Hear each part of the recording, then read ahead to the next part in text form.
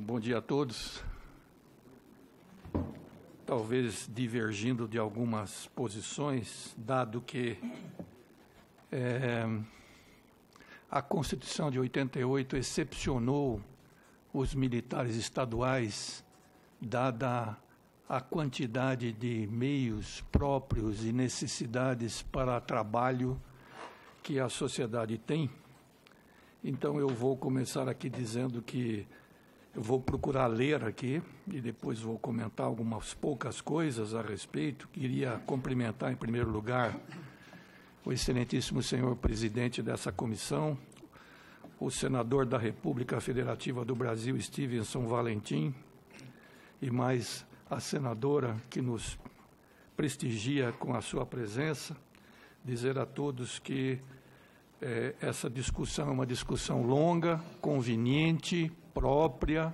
Entendemos que há realmente uma necessidade de mudança.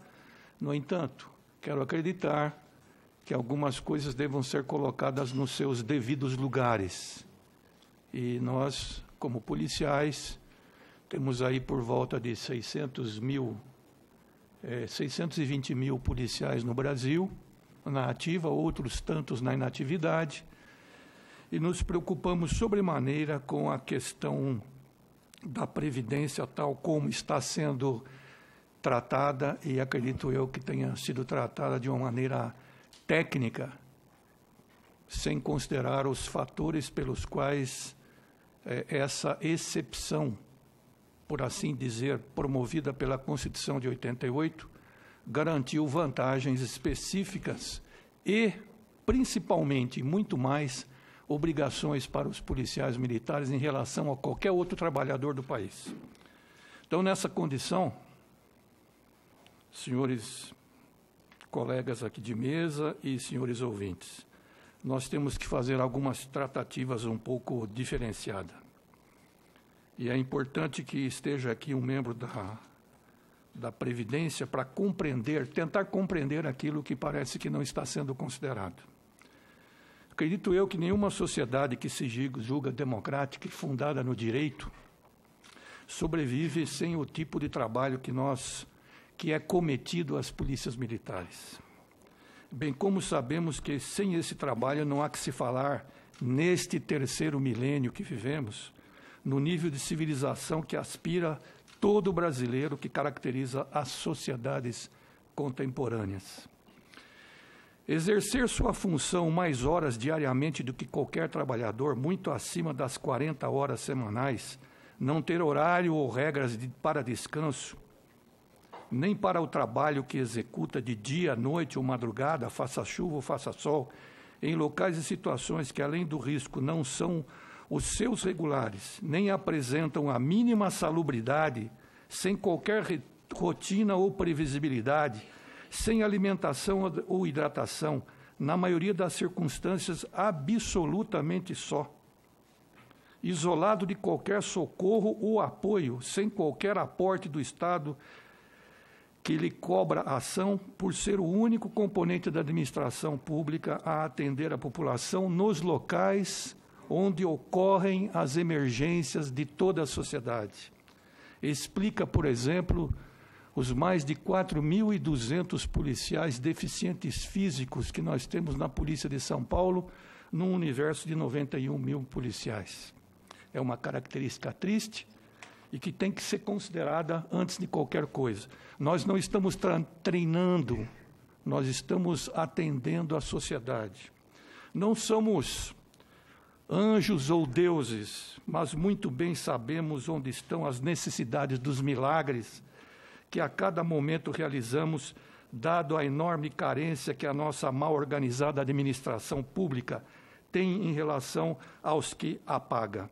Testemunhamos e temos consciência a cada dia, por razão do que vivenciamos, sentimos e sofremos, em cada ocorrência, que quando ocorre um destes flagelos, o Estado falhou para com a sua sociedade, e somos nós, somente nós, que estamos ali para minorar, mesmo com uma prece, o sofrer daquele indivíduo ou comunidade atingidos pelas forças do mal, do infortúnio, da violência, da desobediência às leis e da ordem de uma sociedade que deseja paz e solidariedade. A guerra, senhores, historicamente terminou em meados do século passado, mas a nossa, a maioria das vezes, é individual, sem testemunhas, pela nossa consciência, para conosco mesmos. E sabemos que se não formos além, se não ultrapassarmos os limites das nossas forças para atender a tudo e a todos, vidas serão ceifadas e comprometidas. Trabalhamos 30 anos, que equivale em carga horária a 40% a mais de qualquer trabalhador desse país. Afirmar que podemos nos submeter a mais sacrifícios para salvar o Brasil é de se indagar: qual Brasil? O honesto ou o corrupto?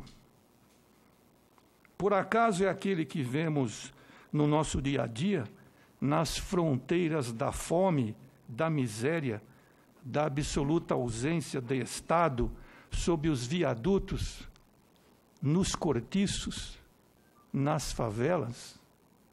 Não. Fica claro, com o gráfico que nós vamos mostrar agora, quem foram os beneficiados que se locuplentaram porque não foram atendidas as crianças vindo à luz nos bancos das viaturas de radiopatrulha, por falta de hospitais, por falta de outros meios. Na miséria dos drogaditos que nós enfrentamos a toda hora e todo momento, cujo olhar é para o nada e para o nunca, abandonados à sorte, sem qualquer condenação, mas presos à dimensão da desgraça refletidas em suas faces.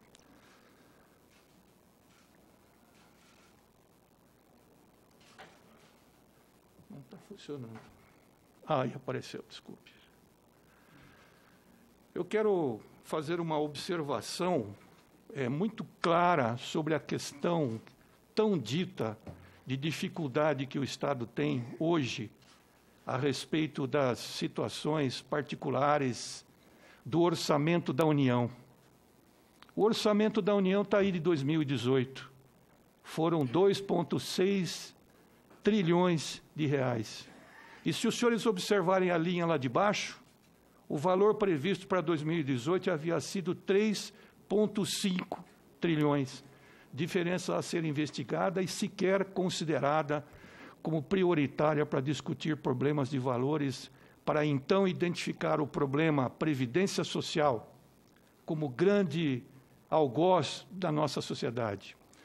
Ali nós temos o serviço da dívida da ordem de 40,66%, que equivale a 1 trilhão, justamente o que se quer economizar em 10 anos. Surpreendentemente, sabemos que para atender recursos de ordem financeira, a União, nesses últimos 30 anos, fez emissão de títulos para pagamento de 14,5% e emprestou para os países dos nossos amigos ou amigos dessas pessoas por 6% ou 5%. Esse é o problema do nosso país. Não é o problema da Previdência, é o problema do serviço da dívida. Esse é o principal custo que tem que ser considerado. Pior do que isso, senhores, muito pior do que isso, é o rombo e a consequência injustiça que estão nos salários miseráveis pagos pela nossa Previdência Social, que tem limite de 5.000 e poucos reais. Nem é das responsabilidades dos justos salários pagos pela administração pública, que trabalha arduamente, mas nos arroubos e loucuras explicados pelo serviço das dívidas, pelos governos nesses últimos 30 anos, que se insiste em esconder. Observa-se que na saúde e educação, o Estado brasileiro não despendeu sequer 8%. E toda a problemática para a polícia que resulta em receber 0,34% ali. Há alguma coisa surpreendente para mim, que sou um modesto observador lá da minha terra natal, do que está acontecendo no nosso país. Primeiro, precisaria se justificar o que está acontecendo com esse serviço da dívida. Quem são os beneficiados por esse gap pequenininho de 8% entre 5% e 14,5%? Eu acho que tem algumas coisas que precisam ser analisadas com mais critério e com honestidade de princípio e moral. Ah, como dói que hajam dessas maneiras, com salários absurdos e discurso de que todos podem e devem trabalhar e contribuir até os 80 anos. O policial militar e o bombeiro militar, eu não preciso contar porque toda hora os senhores veem aí a situação dos atendimentos de ocorrência. Estão na fronteira do absurdo, no ocaso consentido da civilização, na obscenidade dos governos e governantes, mas ora, faz oração para sobreviver e ter forças de superação em favor dos miseráveis que pululam a todo momento sua missão heróica, sua memória e sua consciência. Eu vou passar ao presidente aqui 50 pontos do porquê na Constituinte de 88 excepcionaram os policiais militares e os bombeiros militares. Eu tenho 50 pontos anotados que garantem a diferença do policial militar em relação aos demais. Vou passar para a mesa, porque seria exaustivo contar um por um e citar aonde na lei e na Constituição estão abrigados essas situações de excepcionalidade da função policial. Seja por não poder fazer greve, não poder se sindicalizar, não poder isso, não poder aquilo, e ainda ultrapassar os seus limites de tempo de serviço, além daquilo que se podia imaginar. Aí cabe uma pergunta: como é fácil resolver o problema da polícia, do policial? É simples, é só ele morrer e a pensionista também, porque aí não precisa pagar. Eu acho que é nesse nível que está a discussão insensível do problema da previdência do policial, para não falar do resto da sociedade. Esse discurso pueril, para não falar outra coisa, de que os militares têm que dar o exemplo e sua cota de sacrifício, é uma injustiça que não tem precedentes no mundo civilizado. Um discurso próprio dos paladinos de equilíbrio da conta pública, sem olhar aonde que está o rabo enrolado que estão sentados em cima, que sabem muito bem quem causa o déficit e quem realmente tem privilégios. Se as Forças Armadas querem ceder, aumentando o tempo de serviço para 35 anos, é porque a fisiologia das Forças Armadas lhes permite avançar 5 anos. A fisiologia dos policiais militares, dos bombeiros militares, não comporta esse aumento de 5 anos. Nossa guerra não é hipotética, ela acontece todos os dias, é real, sem previsão de tempo. E com esses absurdos que os senhores conhecem. Não vemos privilégios e sim garantias constitucionais com relação às polícias. Nosso sistema é financiado pelo Tesouro, federal ou estadual, em contrapartida ao nosso sacrifício. Não se deve confundir servidor público militar com servidor público federal ou estadual. Os militares estaduais foram diferenciados dos serviços públicos pela própria Constituição. A propósito, assim, não existe, como não existe deputado promotor de primeira e segunda categoria, não existe militar de primeira e segunda categoria, e os senhores precisam respeitar aquilo que é a função de cada qual. Não nos aposentamos, passamos para a reserva e podemos ser reconvocados. Não temos previdência social de caráter contributivo, nós temos de caráter retributivo. Não contribuímos para a Previdência Social e todo mundo já conhece os artigos da referência, etc., do artigo 40, 42, etc. Não fomos esquecidos pela Constituição de 88. Ela preferiu nos excepcionar pela cobrança de missões que nos deram. O artigo 201 e 202 da Constituição Federal, que tratam, respectivamente, do regime de previdência social e previdência privada, também não nos dizem respeito. Os nossos artigos são o artigo 42, parágrafo 3º, item 8º e 10º, e artigo 42, parágrafo 1º da Constituição de 88. Portanto, não existe para nós equilíbrio atorial. Os senhores nos obrigaram, durante a Constituição de 88, a fazer uma situação diferenciada. E eu vou falar mais aqui. Todos os projetos de previdência social eram autárquicos antes de 88, ou a sua grande maioria. Repentinamente, o governo resolveu, pela Constituição de 88, resolveu incluir isto como sendo orçamento da União. E o orçamento foi destinado para uma infinidade de situações, como a questão da DRU e coisa que eu valha. Muito bem. Eu vou apresentar aos senhores aqui um gráfico. Os senhores estão vendo ali, né, quantos mortos nós tivemos nesse período de 2017. Na verdade, 63.895. Quantos mortos nós tivemos de PMs? 367. Um por dia. Eu vou fazer uma comparação aqui para os senhores verem. Acho que é difícil aqui, hein? Voltou. Mortes de policiais em serviço ou em decorrência de serem policiais, em 2018. 367 no Brasil, 39 nos Estados Unidos, 7 na Europa e 2 no Japão. Sabe quanto dá isso de diferença? 10 vezes menos nos Estados Unidos, 50 vezes menos na comunidade europeia e, sem falar o número em relação ao Japão. Esta é a realidade que nós vivemos. É muito cômodo fazer questões sintomáticas quando você tem um trabalho que apresenta uma circunstância tão crítica. 40 ali é horas semanais, 52 são as semanas, 30 são anos.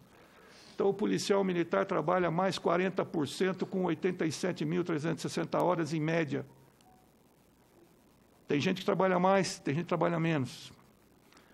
Se a proposta dos 35 anos for aceita, não for devidamente estudada por essas duas casas de leis, em qual a gente tem tanta esperança, no meu estado nós teremos lá 40 horas semanais, 52 semanas, 35 anos, mais 40%, 101 mil horas.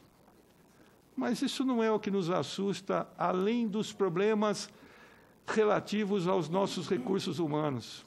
São outros. Por exemplo, comparação de suicídios. Por que será que o policial se mata tanto, hein? 4,56 vezes maior do que a comunidade brasileira que passa por penúrias, etc. Previdência dos militares estaduais. Só para os senhores terem uma ideia, nesses últimos 10 anos, com 96 mil policiais do efetivo, 4.123, na verdade, policiais militares encontraram um infortúnio e passaram a ser deficientes físicos, tiveram que aposentar ou ficar encostados na cidade, no estado de São Paulo. Eu apenas queria colocar esses pontos e dizer aos senhores assim: é muito fácil cobrar daqueles que são diferentes pelas necessidades, mas porque de pouco se pode falar, porque a própria Constituição impediu que ele falasse. Mas eu estou aqui na reserva, 2000 e já há algum tempo, e posso falar em nome deles porque sou aqui o vice-presidente da Associação dos Militares Estaduais do Brasil, que engloba policiais militares e bombeiros militares. Poucas pessoas teriam, talvez, coragem de vir aqui e falar o que eu estou falando. mas há necessidade de se colocar os pingos nos is. Esta posição de colocar todo mundo na tábula rasa, passar a regra e resolver o problema do dinheiro que está fazendo falta no país, deveria começar, de antemão, no meu modo de ver, aqui na posição que apresentei, explicando o que aconteceu com essa dívida. Por que tem esse rombo no Estado brasileiro? Se aquele coitado que está lá embaixo paga pelo RPG lá o seu valor em seu banco e esse dinheiro vai para o orçamento da União, que agora assumiu a posse da Previdência. A Previdência era autárquica. Vou falar mais, estudei isso longamente, estive na Europa, nos Estados Unidos, até no México, aqui na América do Sul, etc. Eu vou terminar. Eu só queria dizer o seguinte, existe uma categoria que evidentemente polariza e garante a situação de estabilidade social pela sua investidura. Essa categoria são os policiais militares e os bombeiros militares. Se os senhores suprimirem isto e garantirem que não terão os mesmos ônus, talvez aí nós possamos conversar sobre o assunto da Previdência de melhor modo, com um mote diferenciado. Agradeço a atenção, peço desculpas por ter passado, mas eu acho que os assuntos em si são por demais relevantes para não serem considerados. Obrigado.